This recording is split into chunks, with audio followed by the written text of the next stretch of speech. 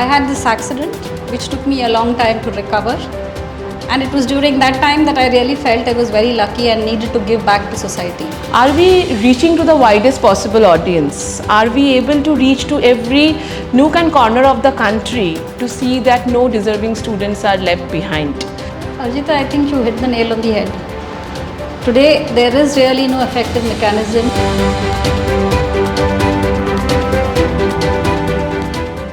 Scholarships are not just about fueling ambition, it's a powerful tool for shaping lives and building future.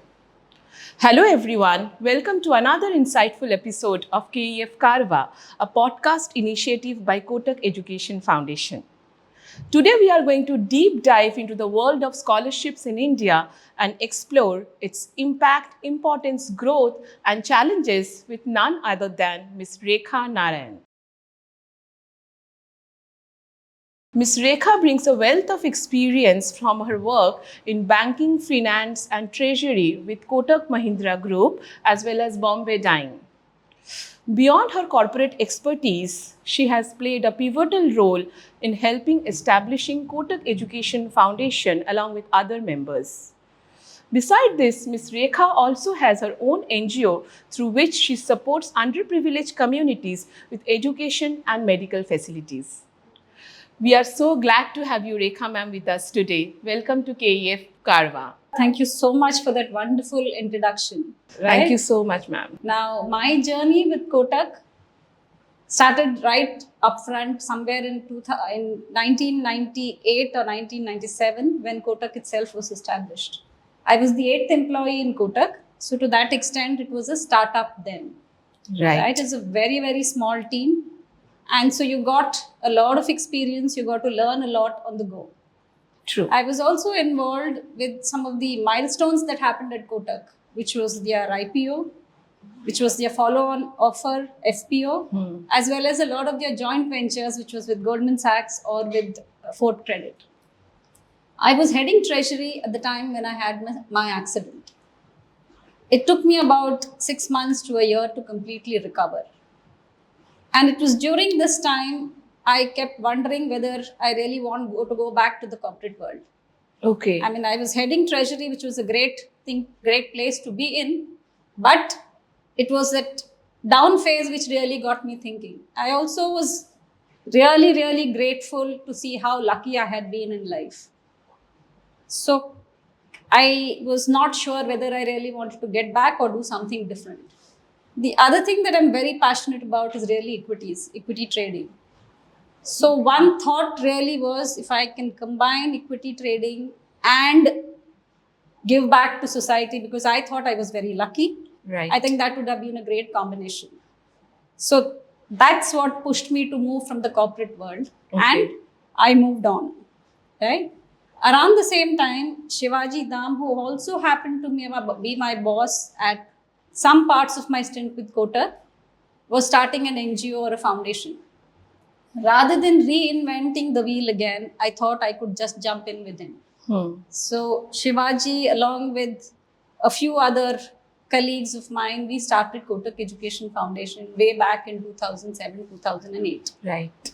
Right? My journey with Kotak again was with KEF, was again a social startup. It was like a social startup because we were very few employees then.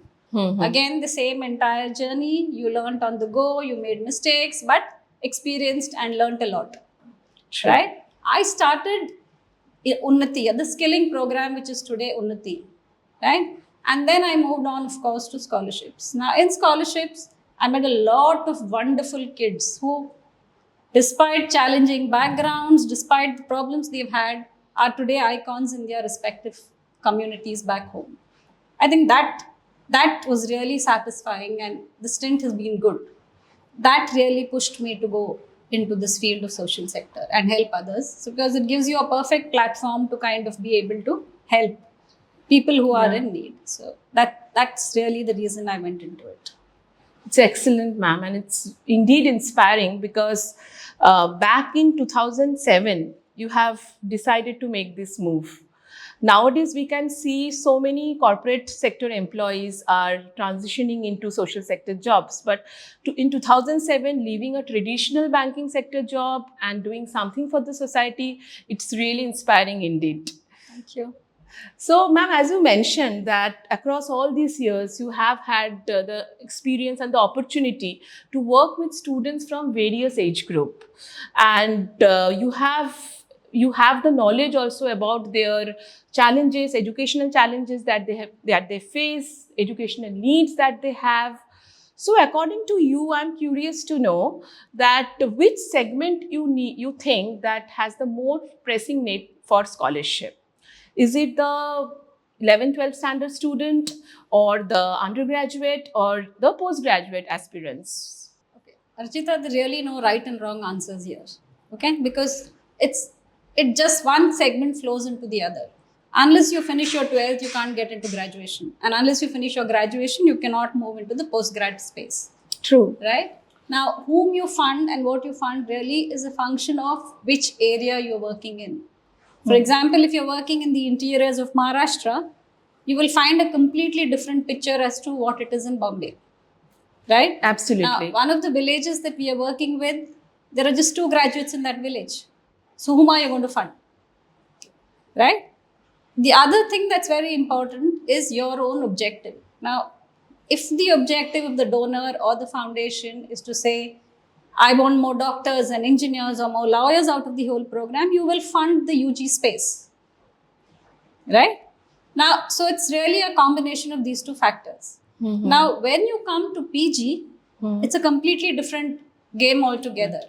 Right? In PGs, the scholarships that you've given the need-based or the deserving students, a large number of them will not migrate into PG because there's pressure back home to work, to get income, right? So they're very grateful that you funded their graduation. So PG is slightly out of question there. Okay. Now PG will come only for students who got a merit scholarship. So like I said, it is across the segment. Whom you fund is a function of your objective and the area you're working in. Right. It's a interesting take, ma'am, because we often see that majority of the fund that we have are being dedicated towards the college and the university student. But the point you make here, I think it's very pertinent that it depends upon the objective as well as the reach and very crucial, the area.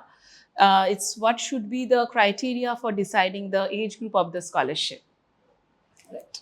Over the years, how do you think scholarship has evolved for the underserved students, and what impact can you see scholarship has on students and maybe Indian economy at large? Okay. Arjita, there are broadly 2 types of scholarships. Okay. One is a merit-based scholarship and the other is a means-based scholarship. Now, in a merit-based scholarship, you are rewarding performance. You are 1, 2, 3 in the university, you get a scholarship. You get a gold, silver, bronze in your Olympics, you get your scholarships, right? So you're rewarding performance. Now, more often than not, you will find that students in this category are from from backgrounds which are financially okay. You will not find a student in this segment which is from an underserved background, simply because it takes a lot more for him or her to reach the segment. Now, if a student does land here, it's more by exception than by rule. Right? Now, the second segment is really a segment which is need-based. Now, what you're doing here is targeting a need, a specific need. Right?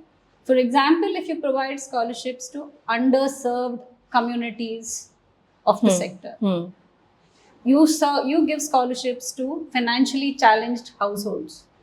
Now you're attacking or addressing one particular segment. True. Right? Right. Similarly, you can also give scholarships like the Kotak Kanya for the woman or the girl child. Now there is an inbuilt bias in our society.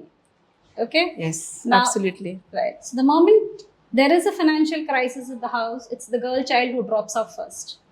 If she's got a sibling who's a brother, she learns all this very early in life, that the brother gets preference for food, for medical, for education. right? So she drops off very early. So if you can target this segment, you help children or girls study better. Now let's look at how both these segments really help the economy, right? Like I said in the first case, you have a merit scholarship Yes. where there are children from not so affluent but affluent, or children who can afford good education. They have perfect combination of parental support. They have perfect combination of going to the right schools, right colleges, etc. Right? So they would have continued the education even if you've not provided scholarship, right? Because they have alternate means to do so, right? So now, therefore, if you look at it, this child transitions from being in 11th and 12th to graduation and then on to the workforce. Right. So you are not doing anything to promote that growth, right? So your marginal contribution to the economy through this child is very limited. On the other hand, look at the means segment where you've addressed either girls or you've addressed the underserved section of the society. Now, for these children, scholarship is a lifeline. Right. Right. Right? Without your scholarship, they would have probably dropped off the school segment. Right. Now, the moment they drop off the school segment, they no longer transition into the workforce of the economy. Thereby, they do not contribute to the economy. Whereas if you've given the scholarship, the child moves on, Yes. 12th, graduation, transitions to the workforce, Yes. and thereby contributes to the economy. Right? Correct. He consumes a lot, he pays taxes, therefore contributing to the economy. So if you really look at it from the economy point of view purely, this segment of the scholarships is really a high contributor.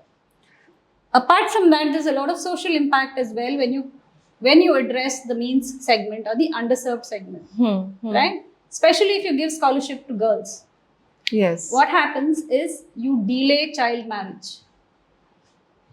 You delay early pregnancies, right? And when you do that, you have a population which is probably far, far healthier, right? Yes, ma'am. If you're not supporting girls and you're supporting boys and girls as well, the gap between the rich and the poor is substantially addressed. Right? You're helping reduce the gap as well. Yeah. So social impact also by giving scholarship to this segment really helps. It's actually very interesting to see that they are not bogged down or they are not feeling demotivated because of their income background or because of their economic condition. They aspire to study in IITs, they aspire to study in NITs, NLUs, and all this is happening, I feel, that because of scholarship, the power of scholarship. Absolutely agree with you. Yes, ma'am. Having said that, ma'am, do you think that we have effective mechanisms in place, be it the school, college, community, NGO, or even at a government level, where we are making the students aware about all these opportunities that are available for them?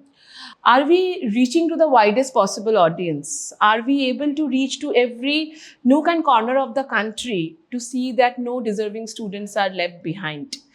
If not, then I would also love to know what is your suggestions for that. How can we make it more effective? Arjita, I think you hit the nail on the head. Today, there is really no effective mechanism to spread news, spread view about scholarships or about various scholarships to, let's say, a child as far as Mizoram or Meghalaya or wherever, or even down to Kanyakumari. While there are plenty of scholarships, whether it's from the government side or the private side, again, because of the 2% CSR, corporate CSR that's happening, Right. I don't think there is ample amount of information available. But it is changing with the platforms like your Buddy for Study, for example, or similar other platforms which help onboard students and help students to access various scholarships. It is changing. But is that enough? Definitely no.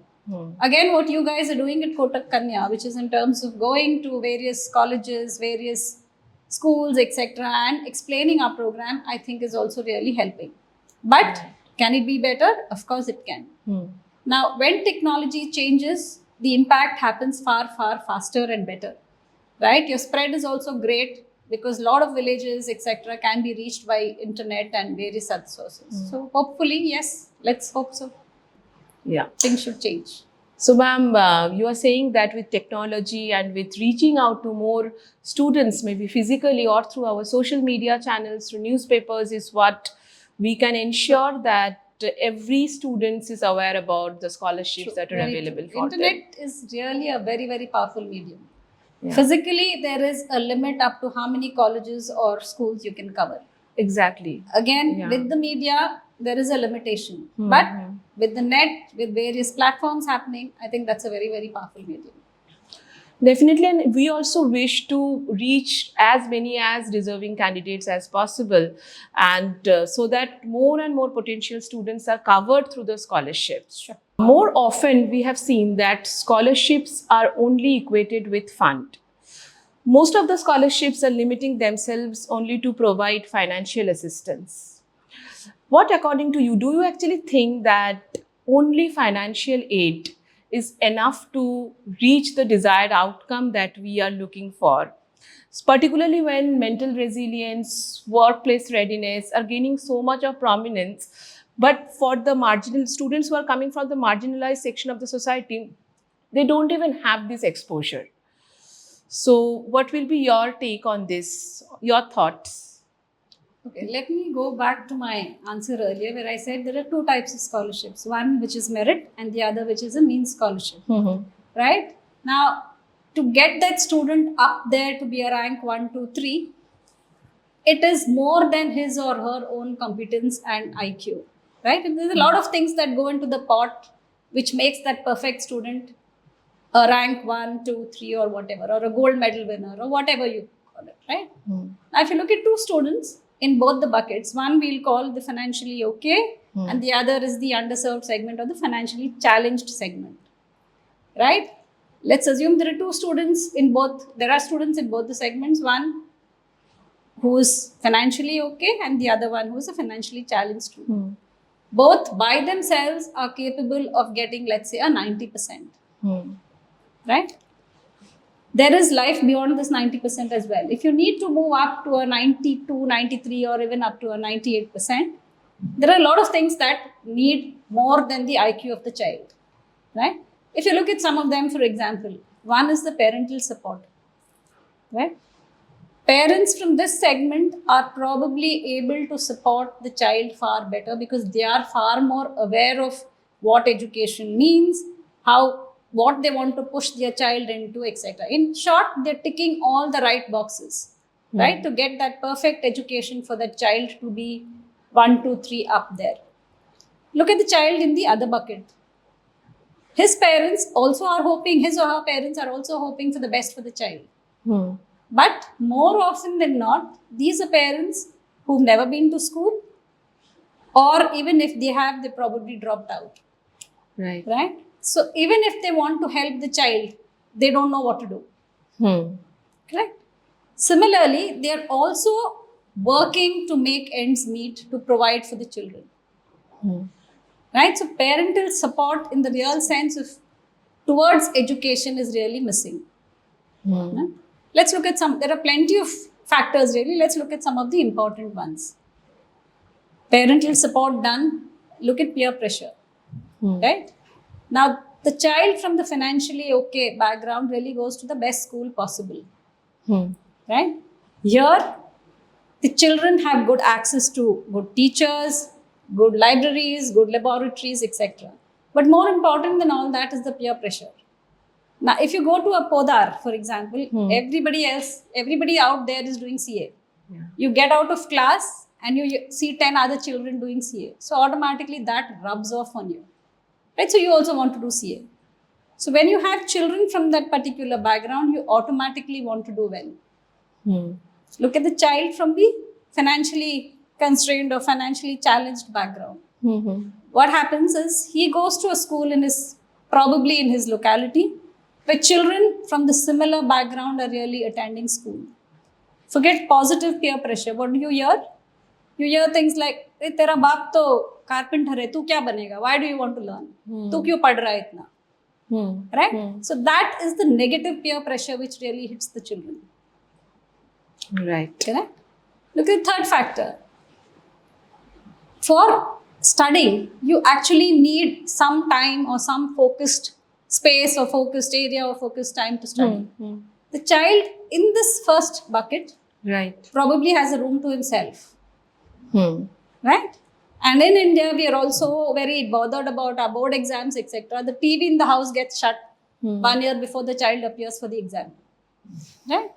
Now, children typically, like adults, are either early risers or they are night owls. Both work for them. So you study when your time is most effective. Right? Now, this child has the flexibility to do all that because he's got a room to himself or he's got a table space for himself. Look at the child in this background. They live in a house which is like a 10 by 10, which they're sharing with maybe 3 or 4 other members. Right? Forget the room, there is no table space as well. Correct? He could be a night owl or he could be an early riser. Lights are off at the time the breadwinner of the house decides to do so. Right? They're also, they are living in houses which walls are they have common walls. So there's music playing 24/7 in these localities. And the child is really studying with all this. Right. Correct? So it is different between the two.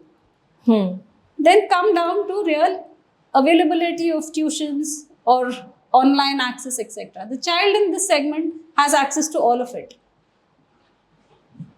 Correct? The child in the underprivileged or the financially challenged background is grateful that his fees have been paid. The rest is not even available. Right. Correct? So both these children have different components which are supporting education. But mind you, they're running the same race. Right? They're appearing for the same exams. Right. It's not that the child doesn't have educated parents who is appearing for an easy exam. Right. That's not the case. Right? He runs the same race. He's appearing for the same exams. So one child is running that race with probably 2 legs, and the other child is running it with what? 1, 1.5, 1.25 or whatever. Yes. Right? So the more you help extend that leg of the child, it helps the child to run the race better and achieve what you want. And that whatever is that extension could really come from mental resilience that you're talking of, could be from skilling, could be from work readiness or whatever. Yes. Form and style, everything goes into that bucket which really creates that perfect child up there. The first thing that a student faces, as you rightly mentioned, a space to study, a parental support, or basic educational resources that are required. That is what our students are lacking. And definitely when it comes to mental resilience, when it comes to supporting them through for job readiness, we at Kotak Education Foundation actually believe that only financial support, only financial aid is not enough. As a scholarship provider, we should address this skill gap, we should address this issue to make it actually more productive for the student. Absolutely. And this is how we can reach the desired impact. True, very true. Agree with you. I think the biggest catalyst in all this has been COVID. COVID has really changed technology and the speed at which it has changed. Apart from COVID, of course, the other thing that's happened is the government push for corporate CSR. Scholarships are now flooded with tons of money, right? So therefore, technology can't be far behind.